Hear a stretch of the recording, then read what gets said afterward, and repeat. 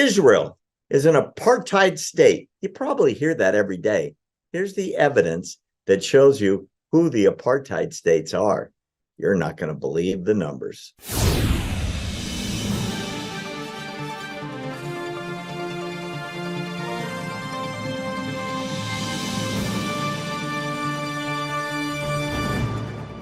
Here's something else that people need to see. Over and over and over again, even in Congress, you get these lunatics like AOC, Rashida Tlaib, Ayanna Pressley, Fireman Bowman. I love that.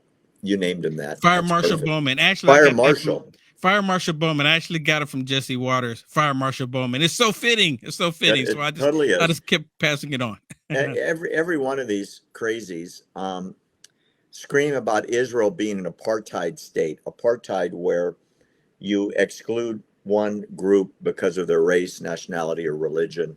They have no rights. They're excluded from society, and so on. And there's sizable populations that are put down. I want to show a graphic that people really need to get. And this really tells a story. Look at the number of Jews in Egypt. There's 10 of them. 10 out of 100 million Egyptians. Jordan, 0 Jews. 10 million people live in Jordan. Saudi Arabia, 0 Jews. 34 million people live there. Lebanon, 100 Jews. 7 million people live there. Syria, 0 Jews. 17 million people live there. Iraq, 4 Jews. 39 million people live there. Iran, 8,300, but they have 83 million people. Jews have no rights in those countries because there are no Jews. And if there were, they could probably count on being at least persecuted, if not killed. Look at the number of Arabs in Israel, 1.9 million out of a population of 9 million. It's over 20%. They have full civil rights. They can own property anywhere. They can be in the police. They can be in the army. They can be in the government. They can be on the Supreme Court, all of which they are. But can you explain to me how Israel is the apartheid state? No. There's a video right now, Barry, that's going around, and it's really good. I meant to send it to you. It's so good. It's this guy. He's in Israel, and he's explaining about how Israel, and you mentioned it, how Israel's giving the Jewish location, or not the Gaza Strip location, how they were giving them gas, giving them energy, giving them all the resources for free, because Israel keeps thinking, look, let's just do this because we want to survive. We really truly want to get along. We're not trying to harm anybody. So let's make their lives easier. And in return, they elect Hamas to start trying to kill them. It's such a beautiful video. I'm going to send it to you when we get done here. I meant to send it to you before we got started. It's so spot on. He explains exactly what's going on. And then the world community go, oh my goodness, Israel need to do a ceasefire. They need to do a ceasefire because they're the ones causing genocide. Make that make sense. And then, Barry, did you know about this?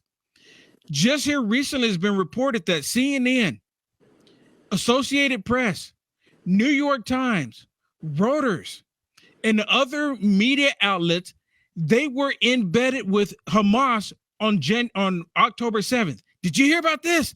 This is insane. It's insane. So wait a minute. So how did they know to go with them when they were getting ready to do their attacks? Did they not warn Israel? I mean, really? They were embedded with them? CNN, ABC, CBS, the entire Alphabet Network soup group, Associated Press, Reuters, New York Times, they should be abolished immediately. They embedded terrorists. I mean, come on. You're raising a very good point. I'm going to make it one step worse. The IDF just spotted on a video from Associated Press with one of those guys carrying a hand grenade. I saw that in a video that he was gleeful about. Yes. To blow up Jews. Yes. This was the independent reporter who knew about the massacre in advance, went very happily to report about it, videotape it, uploaded, and he carried grenades Yep. to kill Jews and Yep. children. Yep. I saw that too. And there's nothing to see here. There's nothing to see here. And then Associated Press, Barry, there was one time the Associated Press was in the building with Hamas, and they were shooting rockets from the top of the building. And then Israel dropped the leaflets, like, being the way they are, being completely nice. Personally, they shouldn't be doing it. But they dropped the leaflets and say, hey, get out of the building. We're getting ready to take this location out. The Associated Press later on reported that they didn't know Hamas was shooting rockets from the top of the building. I mean, make sense. And they were operating in the same building. They didn't know that Hamas was operating in there. And now they're saying that the Associated Press was saying that they didn't know that Hamas was getting ready to attack that day. Barry, what is happening? This is not freedom of the press. This is far from freedom of the press, where they're actually calling for the destruction of Israel. And even Associated Press, New York Times, they're still touting that Israel is occupying. They're occupying their own territory. Make that make sense.